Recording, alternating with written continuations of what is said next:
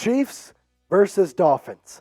We're one day away from the wild card matchup where it will be win or go home for Kansas City. And guess what? It's time to answer some of the loaded questions Chiefs Kingdom has about the game, about the future of the Chiefs, and how this team can improve within the playoffs, along with after the playoffs. All that coming out here as it's my favorite time of the week. We get to talk to you. We get to answer some Chiefs questions. So let's get this show on the road. First question comes in from TH saying, what's your score prediction?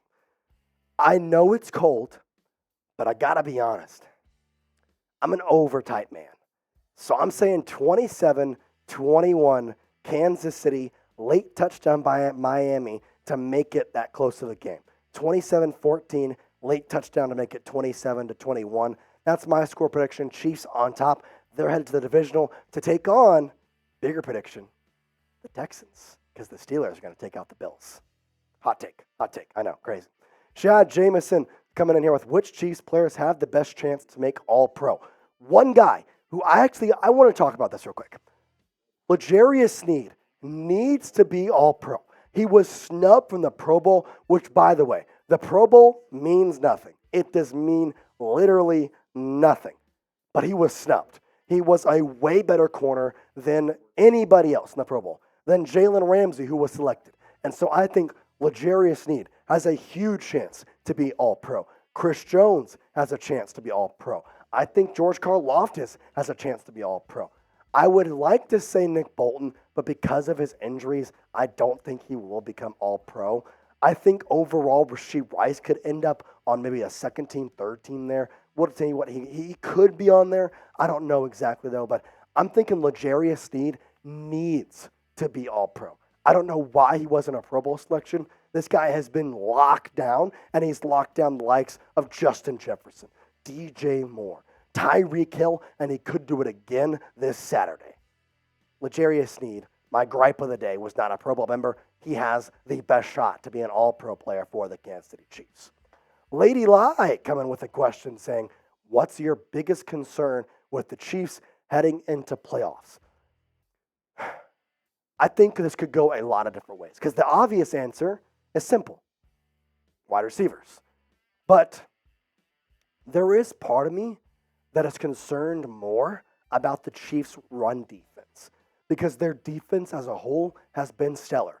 But if there is a side that somebody has gone to and picked and said that's worse, not as good as the passing defense, it's going to be the running defense. So given there's a lot of good running backs and facing the Dolphins this weekend, you got two really stellar running backs with Devon Achane and Raheem Mostert. I'm kind of scared about what they could do, especially in a cold game, potential snow conditions, lots of stuff in that way. So I think overall, obvious answer, wide receivers, less obvious answer, run defense for the Kansas City Chiefs as they head in with a lot of people.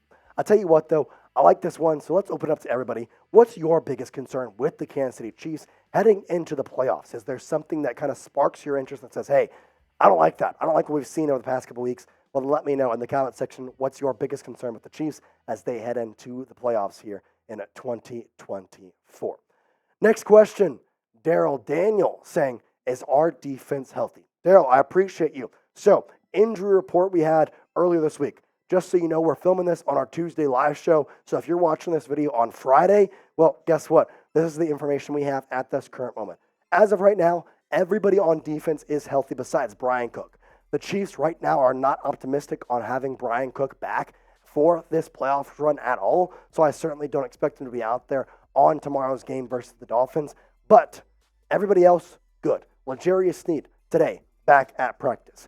Everybody who was injured, Nick Bolton, who's been injured a little bit this year, he is there. Trent McDuffie. We got Mike Edwards, Jalen Watson, Joshua Williams, all of them playing at a stellar level, all of them healthy. So, again, we are filming this on our Tuesday live show. Could potentially change, but as of right now, everybody on the defense is at practice besides Brian Cook, who is unlikely to play. Luca coming in with a question saying, can Coach Spags be next head coach if Andy retires? Yes, but I don't think Andy will retire. There was a report this past weekend talking about Andy Reid, talking about the potential of him retiring. And there was a source close to Andy Reid that said, as long as he is healthy, as long as he is able, and as long as he is having a good time, which it seems like he is going to continue coaching for the Chiefs as long as they will have him. So I think Coach Spags could definitely be the next head coach if Coach Reid does retire. But I think the problem with this may be Andy may coach for the next couple of years, which would potentially have Coach Spags getting a head coaching job somewhere else before the Chiefs job opens up. The Dean duo comes in with our next question saying, would you rather play Dolphins or Bills and why? Definitely the Dolphins because of two reasons. The first one being more with the Bills side, saying that the Bills, they are playing really good football. They are on a big win streak, 5-0. They already beat the Chiefs in Arrowhead one time this year. And overall, they're just firing on all cylinders, and they're locked in. Looking at their press conference after the Dolphins game, looking at the reaction to the win. It wasn't like, oh, we won the division. It was like, we expected to be here, and we screwed up in the beginning of the season. Now we're back on track. With the Dolphins, I'd rather play them, their side, because they're injured as heck. And obviously, we're not rooting for injuries. I never say that. But at the same time, you take advantage of what's in front of you, and the Dolphins are beaten up in every sense of the way. They have Javon Holland, who's been pretty banged up. Andrew Van Ginkel was ruled out for the game. Bradley Chubb has a torn ACL. I mean, there are guys left and right that have just been going down. They're making signings like nothing. They signed Justin Houston this past Tuesday. It's just crazy. I don't understand it. Lots going on with the Dolphins, but hey, that's just my reasoning. I definitely think you would want to play the Dolphins over the Bills at this current time for a lot of big reasons, but the main one being the Bills firing on all cylinders, and the Dolphins being a lot more injured. You're in Arrowhead. Go take out these fins. Slice them right off. Before we move on to today's show, got to tell you about our sponsor, Factor Meals. If you head to factormeals.com/ChiefsChat50, you're going to get 50% off. We're going to put that link in the description, in the comments. That way you can go click on that and get 50% off. I'm telling you what, go get started on your resolutions with Factor so that you're ready for the new year. Factor's ready-to-eat meal delivery takes the stress out of planning and sets you up for success in the new year. Skip the grocery stores, prep work, and cooking fatigue. Instead, get chef-crafted, dietitian-approved meals delivered right to your door with over 35-plus meals to choose from per week, including options like keto, calorie smart, vegan, veggie, and more, plus over 55 weekly add-ons. You'll have a ton of nutritious and flavorful options to kickstart your resolutions. Now, Factor offers loads of snack options as well, like breakfast, smoothies, juices, snacks, and more to keep you going no matter what. Now, especially when things get hectic, Factor is flexible. You can change your order up every week with plans from 4 to 18 meals per week, or pause, or even reschedule your deliveries at any time. I'm telling you what, go use that 50% off if you head to factormeals.com/ChiefsChat50 and use code ChiefsChat50. You're going to get that 50% off. That's the code ChiefsChat50 at factormeals.com/ChiefsChat50 to get 50% off. Like I mentioned, that'll be in the description and comments of today's video. Shad Jameson coming in with another good question saying, what grade would you give Felix Anudike-Uzomah? He has been a ghost. Shad, 100%. I agree with you. He has been not on the field. But at the same time, I'm giving him a B. Because when he has been on the field, he's been playing lights out. He played this past Sunday in a very important role, had one of the highest snap counts of anybody on the field this past Sunday versus the Chargers, and was all over the ball. The reason he's not playing is because of the play of George Karlaftis, of Chris Jones, of Mike Dana, of Derek Nottie. This defensive front for the Chiefs was so much better than they expected, and they just had FAU in the wings. I think he will be a key guy, and everybody was quick to push him away. Everybody was quick to say, oh, that was such a publicity stunt, drafting the hometown kid, drafting the guy that played for the Wildcats. Oh, what the heck? This kid's good. Just give him a second. Listen, the reason he's not on the field is not because of him. It's because of who's in front of him. That's all it is. I'm still giving him a B. Obviously, I'd like to give him an A, given he was a first-round pick, but haven't seen him enough, so that's all I can say. Just wait, though. FAU's time will come. It will come. Jerome Bunkers comes in with saying, any concerns with Vic Fangio's defense coming out and confusing the Chiefs early and often? Yes, because of the way the Chiefs have already kind of come out, and I'm not going to say gave away their game plan, because that's not what they did. But they hinted to what they're going to try and do. and that's take deep shots, and that's run the ball down their throat. And as much as I like that, Vic Fangio has the way of disguising his defenses, especially with the 4 linebackers, to try and basically kind of make you guess who's in coverage. That could be a tough thing. I will say this, get Melvin Ingram in coverage, you'll be just fine. No problem there.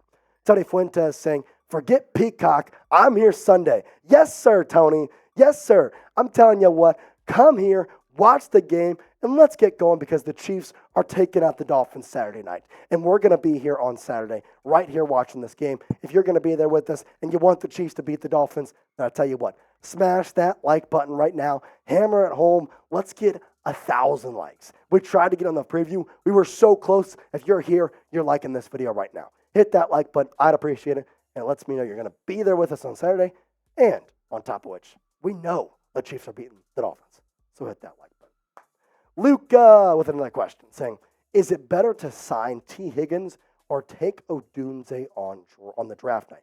He could be between 10 and 15 pick. I think overall, if you could get Odunze, that's great. I would love to have him. The thing is, I almost feel like it wouldn't be worth giving up draft stock to go up to that 10 and 15 area. Because hopefully the Chiefs will be around the 30s in their picks. So I don't want to have to trade up and give away next year's first round, give away, somebody else to go get Odunze who isn't exactly proven just yet. Is he good? Does he have all the abilities to be great in the NFL? Yes. But Tee Higgins is a proven wide receiver 1 in the NFL. I don't care what you say, he is wide receiver 1 on that Bengals squad. Unfortunately, they just have Jamar Chase, who is wide receiver 1. So you have a 1.5 in Tee Higgins. I'm telling you, if you have the chance on this, just go get Tee Higgins. Don't waste the draft capital. Go get T. Ricky Roberts saying, who is someone you could see being a bigger part of the team in the playoffs? You kind of mentioned him. I really think there's 2 guys on defense that we weren't familiar with their game. The first one being one guy we've already talked about, FAU, Felix Anudike-Uzomah.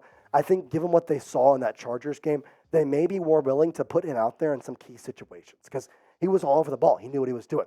And then one guy who has been really undervalued on this Chiefs team has been Jaylen Watson, the cornerback who was in line to fill in for L'Jarius Sneed this past Sunday and did so amazingly. In fact, since week 13, his numbers have been insane. Also, you have Joshua Williams on the other side, on the cornerback side, who has also been playing amazing. Those 2 guys, if you were to ever have L'Jarius Sneed or Trent McDuffie on the sideline, those 2 guys have been playing stellar football as of late. I would like to see them play more. But more on the offensive side, I hate to say it, it may be Clyde time. I'm expecting to see Clyde Edwards-Helaire in a lot of different packages. As much as I hate to say it, I think he will be there. Next question comes in from TH saying, do you think Donovan Smith will be healthy? Yes, I think he will. Again, we're filming this on the Tuesday prior to the game. Obviously, you may be watching this on Friday, so he may be already cleared. But as of right now, the Chiefs are looking like he'll be good to go. As today, Tuesday, Andy Reid said, barring any setbacks, Donovan Smith will be good to go this Saturday against the Miami Dolphins. So there you go. Especially with Wanya Morris in concussion protocol at this current time, you want to have Donovan Smith back because he is going to fill that role in the left tackle. You want to see him there. The Dean Duo saying, how do you think the Chiefs can stop the run, and what do you consider a weakness the Dolphins have, other than injuries? I think one of their weaknesses, even with the injuries, at least on the offensive side, because there's been a lot of injuries, is the inability to be an effective team without Tyreek Hill. Because if you take Tyreek Hill out of that team, there is a lot of things that can go wrong. You can focus more on the run. You can focus more on Raheem Mostert and Devon Achane. We saw it. They scored 14 points against the Chiefs the last time these 2 teams played in Germany. And that's because they took out Tyreek Hill. They were trying to throw screens to the guy, and that wasn't working. He fumbled the ball. I mean, you take Tyreek Hill out, you take this offense out. I got to be honest, 2 is good. I'm not going to sit here and say he's not. But he is way, way less when he does not have Tyreek Hill on the field. So that's their weakness. You take out Tyreek Hill, that offense is so much worse than with him. And Switzer saying, what do you think of Mike Edwards? I really love him when he played at the University of Kentucky. There you go. Shout out UK. Nice little Wildcat there. Mike Edwards has been really one of the glue guys on this team. He was the guy who forced the fumble on Tyreek Hill that I just mentioned. And on top of which, I love Mike because since Brian Cook has been out, he's had to step up and play a more crucial role in that safety slot. And so he's gotten to do so with a lot of good guys. Him and Justin Reid really taking on the field. I like both of them. And Mike Edwards, keep playing your game, bro. You've been playing amazing. Boomer Miller saying, should we get rid of Matt Nagy next year? Yes. I don't care what the Chiefs do. They could score 40 in every game in the playoffs. I don't want Matt Nagy. I understand that his scheme has gotten better, but it's because they've had to cut the playbook in half, and he's just been a poison everywhere he's gone. The Bears, it didn't really work out there. Now with the Chiefs, their offense has had career lows over the past 4 years with pretty much everybody. It's just not exactly what I would like to see. Even if he does well in this postseason, I don't want to see him back. Now, I do hope the Chiefs get the Super Bowl. I still think they can. And if you think they can as well, hit that like button. I'd certainly appreciate it. As always, Chiefs Kingdom, we know we got faith in our Kansas City Chiefs. Lock it in with a like today. We appreciate you as always. Peace out.